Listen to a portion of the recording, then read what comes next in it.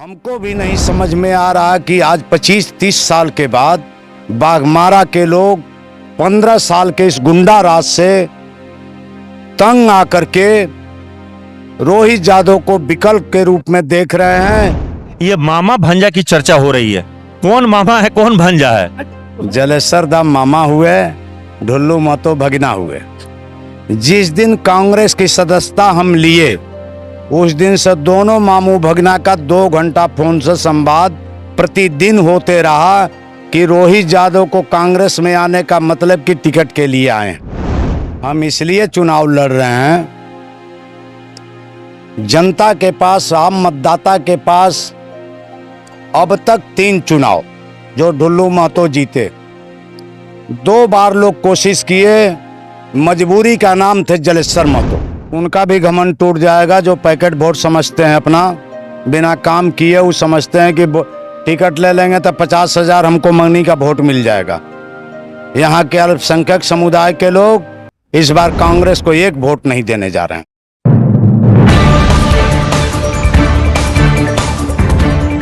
झारखंड विधानसभा चुनाव के मतदान के दिन जैसे जैसे करीब आता जा रहा है, वैसे वैसे प्रत्याशी पूरे दमखम के साथ चुनाव प्रचार और जनसंपर्क अभियान तेज कर दिए हैं। बाघमारा में इस वक्त में हम मौजूद हैं और बाघमारा के ये छदाडी है। छदाडी बिल्कुल मस्जिद के पास में। अभी यहाँ के निर्दलीय प्रत्याशी हैं रोहित यादव, वो लोगों से जनसंपर्क कर रहे हैं, लोगों के बीच में अपने अभियान को बता रहे हैं। और सबसे बड़ी बात यह है कि बाघमारा वो धरती है जहां पे इस वक्त में सबसे ज्यादा ये सीट हॉट केक बन गया है। आप समझ लीजिए कि यहाँ पे राहुल गांधी अपने प्रत्याशी के प्रचार में यानी जलेसर महतो के प्रचार प्रसार के लिए अब तक आ चुके हैं। भाजपा प्रत्याशी के चुनाव प्रचार करने के लिए गृह मंत्री अमित शाह आने वाले हैं। इसी से अंदाजा लगा सकते हैं कि जिस चुनावी क्षेत्र में राहुल गांधी और अमित शाह अपना जोर आजमाइश कर रहे हो, वहां पे एक निर्दलीय प्रत्याशी सबके नाकों में दम कर दिया है। और रोहित यादव से हम बात करते हैं। रोहित जी, ऐसा क्या है कि बड़े बड़े सुरमा आ रहे हैं बाघमारा में? कांग्रेस और भाजपा पूरी ताकत लगा दिया और अभी तक इन्हीं पार्टियों में से कोई ना कोई चुनाव जीता रहा है। अगर हम कहें तो एक बार जेबीएम से यहाँ पे ढुल्लू महतो चुनाव जीते थे, बाद में वो भी भाजपा में ज्वाइन कर लिया और 2 बार से वो भाजपा से चुनाव जीतते रहे। जलेसर दा भी यहाँ पे पीएचडी मिनिस्टर रहे, तब वो जदयू से मिनिस्टर बने थे। ऐसा क्या हुआ है कि निर्दलीय प्रत्याशी होकर आपने सबको जो है एक तरह से परेशानी में डाल दिया है? हमने कुछ नहीं किया है। ये जो कांग्रेस और भाजपा फैमिली अपने परिवार को पार्टी बना दिए हैं, बड़े जो उनके नेता हैं श्री राहुल गांधी जी कांग्रेस उम्मीदवार के लिए आए वोट मांगने के लिए, और शरद महतो के लिए श्री अमित शाह जी आने वाले हैं वोट मांगने के लिए। तो निश्चित रूप से रिजल्ट के बाद दोनों पार्टियों के बड़े नेता ये जो निकम्मे उम्मीदवारों को इन लोगों ने दे दिया है, इनसे हिसाब इनके हाईकमान 23 तारीख के बाद लेंगे। और हमारा कोई योगदान नहीं है बाघमारा में। आप अगर दिन भर हमारे साथ रहेंगे तो जगह जगह नौजवान, हम एक जगह छदाडी में हैं, अभी कम से कम 1000 नौजवान प्रचार में, सभी जाति, सभी धर्म, सभी वर्ग के लोग सुबह से शाम तक लगे रहते हैं। हमको भी नहीं समझ में आ रहा कि आज 25-30 साल के बाद बाघमारा के लोग 15 साल के इस गुंडा राज से तंग आकर के रोहित यादव को विकल्प के रूप में देख रहे हैं, जो हमारी सौभाग्य है।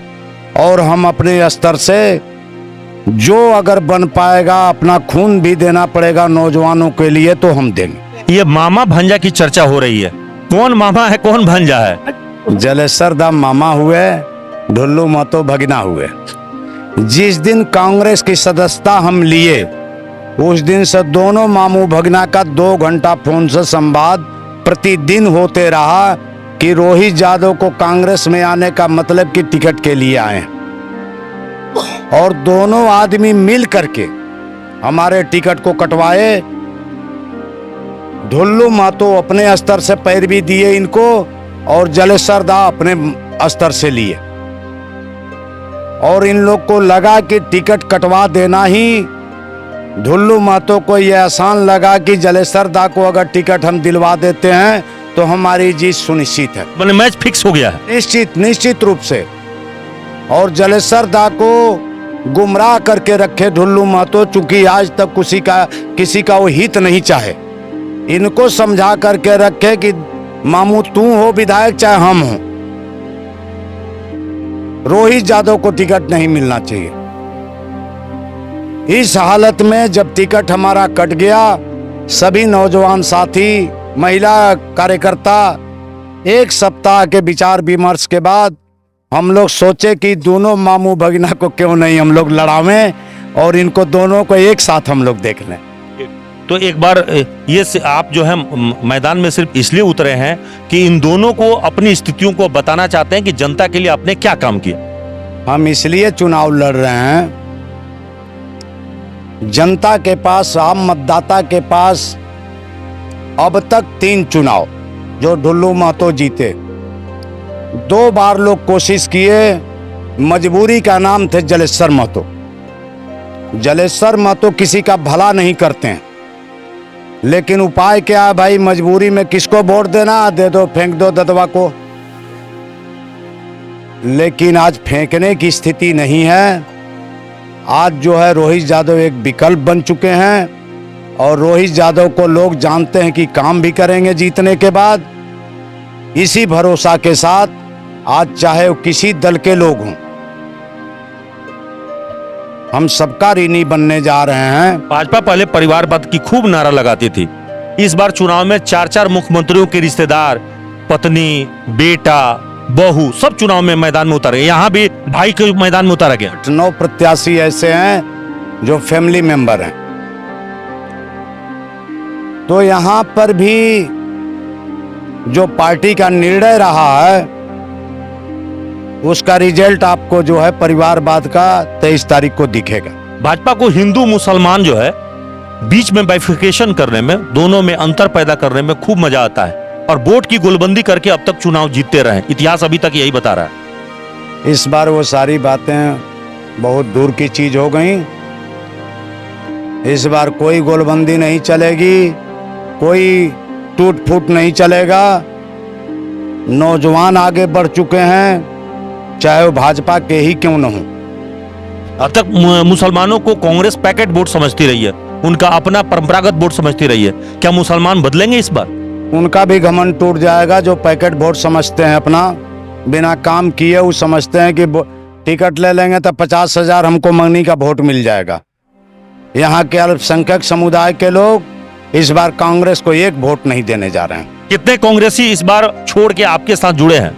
50% जिनकी उम्र कांग्रेस में रहते हुए पूरा जीवन बीत गया, आधा कार्यकर्ता हमारे साथ है। तो आज जहाँ पे आप आए हैं, काफी संख्या में अल्पसंख्यक समाज के लोग यहाँ पे हैं, सबने आपको काफी खूब आशीर्वाद दिया है। खूब आशीर्वाद, उन्हीं के आशीर्वाद पर हम खड़े हैं। सुबह से 10 बजे रात तक हम दौड़ते हैं, कहीं कोई नाश्ता चाय नहीं, और इतनी एनर्जी लोग दे दिए हैं कि हम घोड़ा जैसा दौड़ते रहते हैं रात 10 बजे तक, इन्हीं के आशीर्वाद और इन्हीं के प्यार के बल पर। तो इस बार क्या होने वाला है बाघमारा में? इस बार परिवर्तन होकर रहेगा निश्चित तौर पर, और भैया के सिलाई मशीन 12 नंबर में खिलेगा। अच्छा, तो इस बार मतलब परिवर्तन होकर रहेगा। मतलब जो मुसलमानों पर ठप्पा लगता है कि ये कांग्रेसी हैं, खांटी कांग्रेसी हैं, कांग्रेस को वोट देते रहे, इस बार वो बदल जाएगा राय? बाघमारा में ये भरम सब टूटने जा रहा है। पहला बार इतिहास बनेगा, निर्दलीय प्रत्याशी जीत रहा है, एकदम निश्चित रूप से जीतेगा। तो अभी तक विकास जो नहीं हुआ है, जो बहुत सारा मतलब समझिए कि तार हो गया है, उसको रफू करने के लिए सिलाई मशीन लाए हैं आप? उसी को रफ्फू करने के लिए। और आज तक जितना काम नहीं हुआ, आप भी समझते हैं कि निर्दलियों की बड़ी पूछ रहती है रांची में। तो हम लोग जो है, हम पर्सनली क्षेत्र के विकास के लिए अधिक से अधिक सारे विभाग से, सरकार से फंड लेंगे, उसके एवज में हम समर्थन देंगे। अगर आप चुनाव जीत गए, अब मान लीजिए सरकार में जोत पड़ी, कहीं पे भी समर्थन में आपके सहयोग से सत्ता में, तो इंडिया और एनडीए में से विकल्प क्या चुनिएगा? हम जो है दल में तो किसी के साथ नहीं जा सकते हैं, लेकिन अगर सरकार बनती है हेमंत सोरेन जी की तो हम उनको समर्थन अगर घटेंगे तो देंगे। जी, तो देखिए यहाँ पे रोहित यादव जी बता रहे हैं कि उनकी जो है इस बार वो दलों से ऊपर उठकर जनता के बीच जा रहे हैं और वो इस दलदल से बाहर हैं। वैसे सहयोग और सत्ता में, सरकार में अगर सहयोग की जरूरत पड़ेगी तो उन्होंने खुलकर कहा कि महागठबंधन यानी हेमंत सोरेन सरकार को मदद कर सकते हैं। यानी सब कुछ जनता पर निर्भर करता है कि इन पर कितना विश्वास लुटाती है, कितना प्यार देती है। यह सब कुछ 23 को मतगणना के दौरान जो है पता चल जाएगा और साथ ही साथ 20 तारीख को धनबाद में मतदान होना है। इसके बाद ही पता चलेगा कि कौन यहाँ पे बाजी मारता है। सहयोगी विवेक के साथ कुंवर अभिषेक सिंह, न्यूज़ एएनपी धनबाद।